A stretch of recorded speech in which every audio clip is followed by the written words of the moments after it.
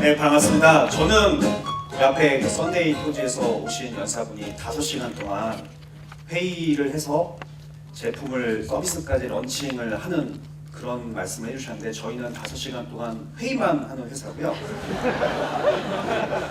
벽이 높네요. 제가 오늘 벽을 허무다라는 주제를 가지고 이제 얘기를 드릴 건데요. 벽에 대해서 한번 고민을 하게 됐습니다. 도대체 벽이 어떤 의미일까? 네. 그래서 벽이 어떤 의미를 갖고 있는지 제가 한번 고민을 해봤는데요. 여러분들이 너무 잘 아시다시피 벽은 이 방을 이렇게 가로막는 이런 구조물이죠. 수직 구조물. 우리가 이 벽 속에서 사는 것을 굉장히 편안하고 그리고 굉장히 자연스럽게 생각을 하고 여태까지 살아오고 있었는데, 이 벽이 없다면 어떻게 될까라는 생각을 한번 해봤어요. 벽이 왜 언제부터 내 주변에 있었지? 그리고 벽이 없으면 어떻게 될까? 이런 생각을 해봤는데, 벽이 없으면 좋지는 않은 것 같아요. 우리 집에서 밥을 먹고 있는데 옆집 아저씨가 벽이 없어서 화장실에서 저렇게 일을 보고 계신다. 과히 벽이라는 게 꼭 다 무조건 허물어지고 없어져야만 좋은 존재는 아닌 것 같고요. 벽이라는 것 덕분에 저희가 뭔가 이렇게 독립적인 공간에서 굉장히 효율적으로 자유스럽게 할 수 있는 일들을 여태까지 많이 해왔고, 그리고 이 벽이 만들어내는 분명히 좋은 긍정적인 효과도 많이 있다라는 것을 깨달았고요. 제가 인도에 가면은 이렇게 벽이 없어요. 길거리에 화장실이 있는데 그냥 저렇게 편안하게 그냥 화장실에 가시는데 좀 이렇게 문화적인 충격이기도 했어요. 근데 인도는 사실은 약관 것 같아요. 중국의 상하이에 가시면은 이게 그래도 여자 화장실입니다. 근데 문이 없어요. 문이 없어서 어디가 벽는지 쉽게 바로 확인을 할 수가 있고요. 그리고 친한 사람이 있으면 바로 인사도 할 수 있는 좋은 화장실인데, 그나마 여자 화장실은 조금 낫고요. 남자 화장실은 칸막이도 없어요. 그래서 혹시나 휴지가 없으면 옆분한테 이렇게 쉽게 빌릴 수도 있는 그런 중국의 개방적인 문화를 볼 수가 있어요. 근데 사실은 이번에 베이징 올림픽을 통하면서 이런 것들이 굉장히 많이 개선이 됐다고는 해요. 그래서 이런 걸 다음에 가시면 혹시 보실 수 있을지는 모르겠는데, 국어 사전에 보면 이제 이 벽의 물리적인 벽의 의미 말고 비유적인 의미를 쓰이는 벽이 또 있더라고요. 어려운 한계, 아까 말씀하신 5시간 만에 런칭하는 거, 이런 한계, 장애를 나타내는 벽도 있고요.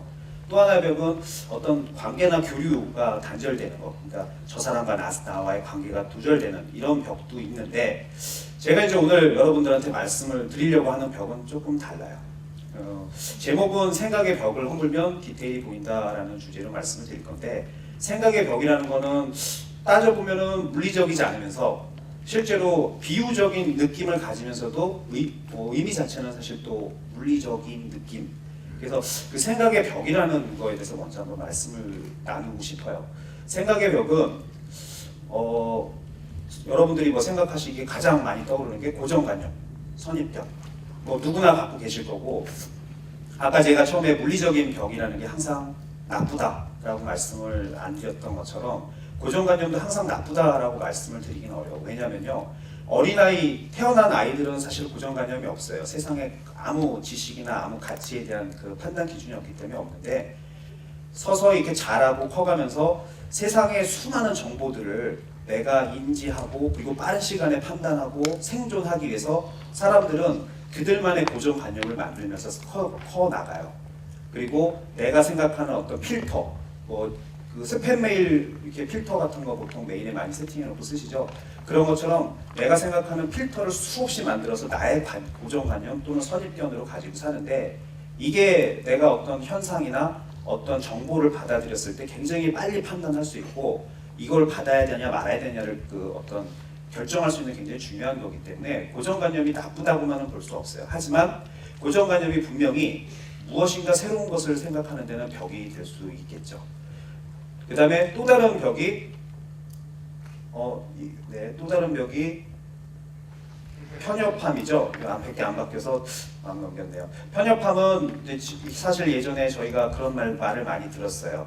전문가가 우대되는 시대, 전문가 한 우물을 파야 돼, 이런 얘기를 많이 들었는데, 편협함이라는 게 제가 보기에 전문가가 이 세상에 이제 필요가 없어진 시대는 아닌 것 같아요. 분명히 전문가가 여전히 필요한데 그 전문가라는 그 관점에서 봤을 때 편협함이라는 건 분명히 사고의 제약이 분명히 있을 수 있고 이것도 또 다른 사고의 벽이 될 수 있다라는 판단이 들고요.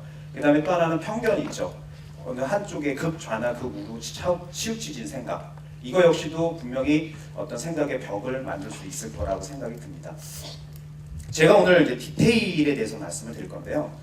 디테일의 사전적인 의미는 어떤 세부적인 사항이나 아니면 양식 같은 거를 얘기를 해요. 근데 저 디테일을 왜 얘기를 하려고 하느냐라고 물어보시면 이 그림에 보시면은 수도예요.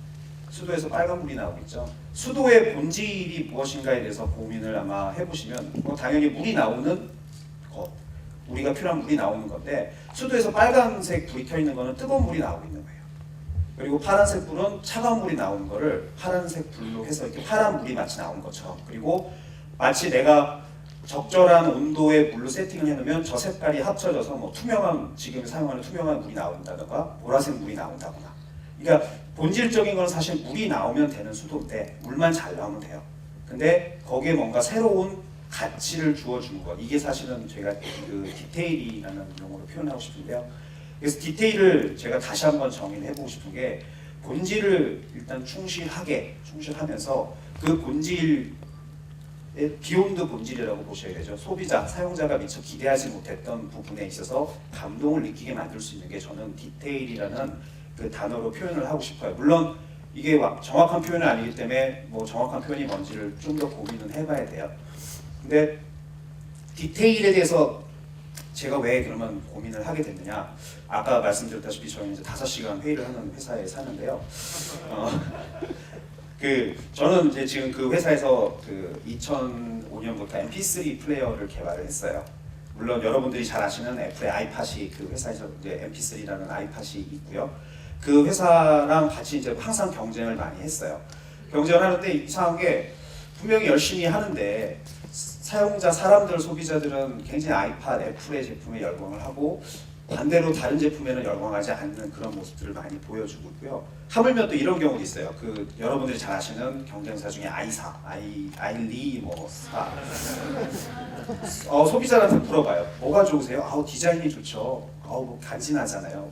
애플 거 물어보면 이거는 뭐 말할 필요가 없죠. 뭐 UX가 좋고요, 디자인도 좋고요, 사용성이 너무 좋아요. 여러분들 아니면 C사 있죠. 뭐라고 되는 회사. 그 회사는 아직도 음질이 좋대요. 뭐 음질이 좋은지 안 좋은지 모르는 사람조차도 아직까지 음질이 좋다고 하는데 저희 회사는 암만 잘 진짜 팬시하게 만들고 진짜 디자인 신경 써서 만드는데 저희 회사 건 뭐가 좋으세요? 물어보면요, AS가 좋다고 하더라고요. 아니 AS가 제품에 어디서 드러나나요?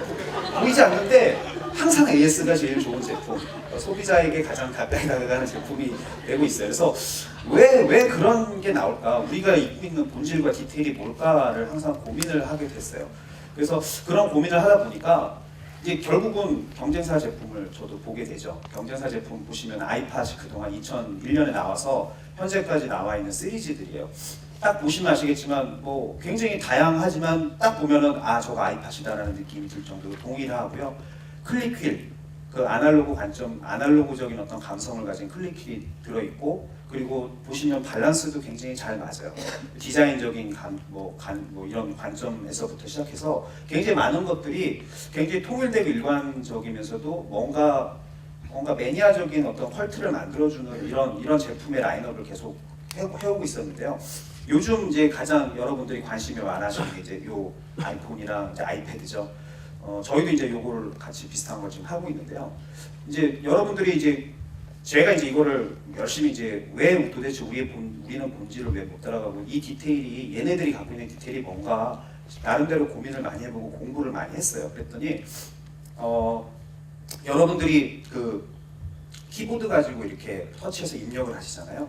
그러면 우리는 단순하게 이렇게 키보드가 있으면은 키보드에 A를 누르면 A가 눌리고 뭐 이렇게 당연히 거기가 터치가 먹겠지, 이렇게 구현이 돼 있겠지라고 생각을 했는데 실제로 애플 거를 보면은 뭐 특허 같은 거를 찾아서 이렇게 보면은 그 사람의 손가락의 입력을 육각형으로 받아들이게 해놨어요. 그래서 육각형으로 실제로 이렇게 벌집 구조로 돼 있고 사람의 손가락이 예를 들어서 A를 눌렀으면 그 안에 그 언어 DB가 있어요. 키보드 안에. 그래서 A 다음에 나올 수 있는 알파벳이 뭐 애플이면 APP, 뭐 AB 뭐 해서 26개 알파벳 중에 일부만이 나올 수 있겠죠. 그러면 A의 주변에 있는 키보드 중에 다음에 나올 수 있는 단어의 키보드의 액티브 매핑 영역이 커져요. 그러니까 무슨 소리냐면 사용자는 전혀 몰라요. 알 수도 없어요. 하지만 애플은 야, 애플 거는 이렇게 잘 먹어. 이렇게 우리가 생각하고 아무 생각 없이 쓰는 제품에 이 보이지 않는 디테일을 만들어 놨다는 거고요. 뭐 지금 보시면 알겠지만 뭐 화면이 넘어갈 때 뒷장에 뭐 글자가 비쳐 보인다거나 아니면 비디오를 여러분들이 보실 때 이 화면을 건드려도 아무 뭐 문제가 없이 홀드 같은 게 잘 걸리죠. 근데 대부분의 다른 회사 제품들은 홀드 버튼이 따로 있어요. 그래야지 홀드를 걸어놓으면 화면에 인식을 안 하고 홀드를 풀어놓으면 인식하고 뭐 이런 그러니까 소비자의 그 앞선 어떤 니즈를 판단해서 거기에 디테일을 만들어주기보다는 실제로는 그냥 눈에 보이는 거 위주로 저희는 이렇게 대부분의 회사들이 이렇게 어떤 가치를 만들고 스펙을 만들고 하는데 애플은 그렇지 않은 것들이 이제 저는 굉장히 충격이었고요. 그 리모컨 아시죠? 여러분들 집에 아마 10개씩 아마 있으실 거예요. 안 쓰시는 거 포함해서. 리모컨이 실제로 나온 게 1898년에 나왔고요. 테슬라라는 사람이 발명을 했는데 실제로 제가 본격적으로 사용이 된 거는 그로부터 100년이 더 지난 후예요. 그러니까 실제로 1950년에 제니스라는 데서 TV에다가 리모컨을 달았는데 그때만 해도 TV 채널이 나오는 게 별로 없었어요. 그래서 리모컨이라는 것 자체가 별로 필요가 없었던 시기였죠. 근데 1980년대에 들어오면서 채널이 늘어나고 그 다음에 광고들이 엄청나게 많이 생기면서 사람들이 리모컨을 필요하게 됐어요. 광고 나올 때 빨리 딴 데 돌리려고. 그래서 실제로 리모컨이라는 거의 존재는 우리한테는 어떤 빠르게 여기를 벗어난다거나 빠르게 어디론가 가는 그런 편리한 제품이었는데 지금 리모컨은 오른쪽에 보시면 뭐 터치로 막 엄청나게 버튼 많고 위쪽에 있는 리모컨들이 저희가 많이 쓰는 리모컨이죠. 근데 애플은 지금 보시면 아시겠지만 저렇게 간단한 리모컨을 만들어서 팔고 있어요. 저게 그럼 과연 맞는 거냐? 아직은 알 수 없어요. 하지만 여태까지 그들이 해왔던 그런 어떤 본질에 대한 그 생각과 디테일을 챙기려고 하는 그런 어떤 철학, 그거는 분명히 녹아있는 것 같고요. 스마트 TV 요즘 한창 언론에 많이 얘기가 되고 있어요. 스마트 TV의 정의가 이렇게 얘기를 하더라고요. 스마트한 사람만이 쓸 수 있는 TV. 너무 복잡해버려서 보통 사람들은 쓸 수 없는 TV. 그래서 과연 스마트 TV의 본질이 뭘까? 우리 TV의 본질이 뭐예요? TV는 진짜 TV를 보는 건데 스마트 TV는 왠지 TV가 아닌 그런 느낌이 많이 들어요. 그래서 여기서도 또 본질과 디테일에 대해서 우리가 고민을 해야 되는 시기가 아닌가 이런 생각을 하면서 그러면 이런 본질을 어떻게 하면 같이 고민을 하고 이런 거에 해답은 어디서 얻을 수 있을까가 이제 저한테는 또 다른 화두가 됐죠. 그래서 고민을 하다가 보니 이번에 스티브 잡스가 키노트에서 이런 얘기를 해요.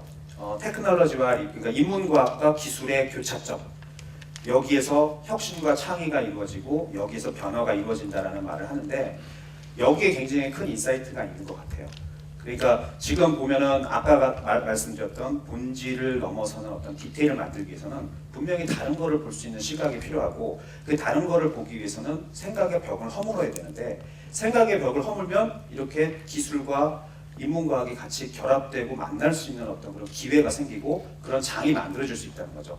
그래서 이 교차점이 정말 필요하구나라는 거를 생각을 하게 됐고요. 실제로 찰스 다윈 얘기를 요새 많이 200년이 지났지만 얘기를 많이 하고 있는데 이분도 원래는 뭐 의사로 커리어를 시작했다가 의사가 마음에 안 들어서 신학대학교 가서 목사를 하려다가 목사도 뭐 마음에 안 들어 목사 할까 말까 막 이러고 망설이다가 해필이면 신학대학교에서 이 다윈을 가르쳤던 분들이 지질학자랑 식물학자였던 거예요. 그래서 실제로 다윈은 뭐 딱정벌레 수집이라든가 뭐 이런 진짜 자기 신학이라 아니면 의학과 전혀 상관없는 일들을 주로 많이 좋아했는데 그분들을 따라서 비글호를 타고 실제로 5년간 탐험을 하게 되죠. 갈라파고스라는 곳도 가게 되고 그래서 그곳에 가서 다윈이 이 13종의 새 샘플을 채집을 해요. 물론 다른 새인 줄 알고 채집을 하는데 이 새들을 가져와서 본국에 와서 이제 친구랑 같이 분석을 해보니까 실제로 이게 다른 종류의 새가 아니라 핀치새라는 한 종류의 새인데 전부 그 지역 사는 지역에 따라서 다른 형태의 부리와 다른 형태의 어떤 날개나 뭐 머리 모양을 띠고 있었다는 걸 알게 되죠.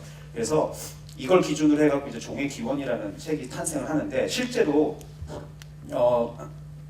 보셔야 되는 부분이 다윈이 여기까지 갈 때까지 갑자기 똑똑해서 종의 기원을 만든 게 아니고 다윈은 옛날부터 멜서스의 인구론에 굉장히 관심이 많았고 이전에 그 비그로를 타고 탐험을 처음에 떠날 때도 지질학 개론이라는 책을 들고 탔어요. 왜냐하면 지질학이 너무 좋아서. 그러니까 예전부터 다른 학문에 관심이 많았고 그런 것들을 굉장히 좋아했고 지질학 원론에 나온 가장 중요한 말이 이런 말이 써 있어요.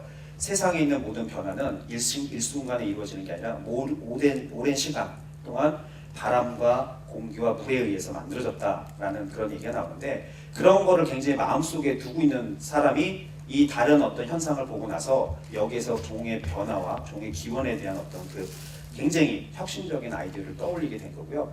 또 한 분 있죠. 릭 피어스라는 분이 있어요. 이분은 건축가인데요.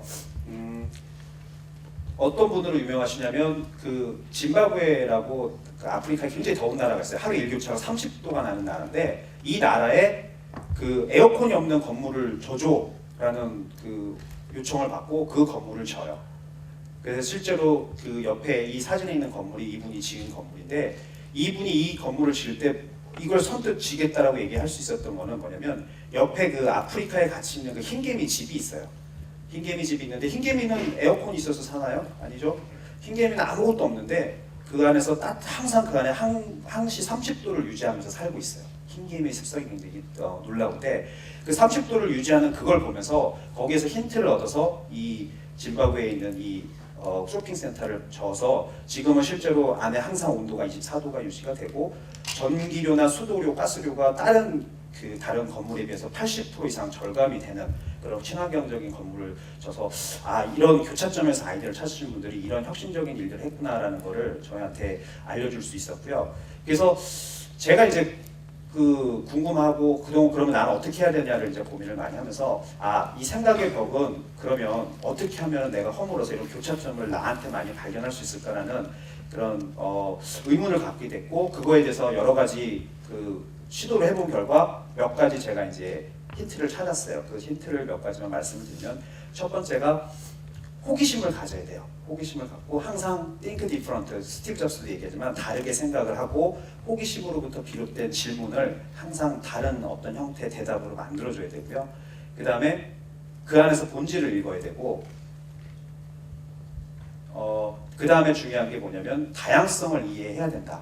그러니까 여기 계신 분들도 다 전부 다른 분들이고 전부 다 다른 생각을 가지고 있는데 나만 옳고 저 사람만 옳고라고 생각한다고 이미 하면 사실은 그런 어떤 혁신적인 교차가 이루어지기가 어렵고요. 다양성을 이해하고 그들을 표현해야 되고요. 거기에는 분명히 이유가 있다는 것을 알아야 되고 안철수 선생님도 이런 얘기를 했죠. 다른 분야에 대한 상식과 표현력이 필요하다라고 얘기를 했고 그래서 항상 새로움을 향해서 기꺼이 즐기는 어떤 자세가 필요한데 이 자세가 요즘은 가능한 함께 여러분들과 가능한 함께 하는 게 굉장히 중요한 것 같고요.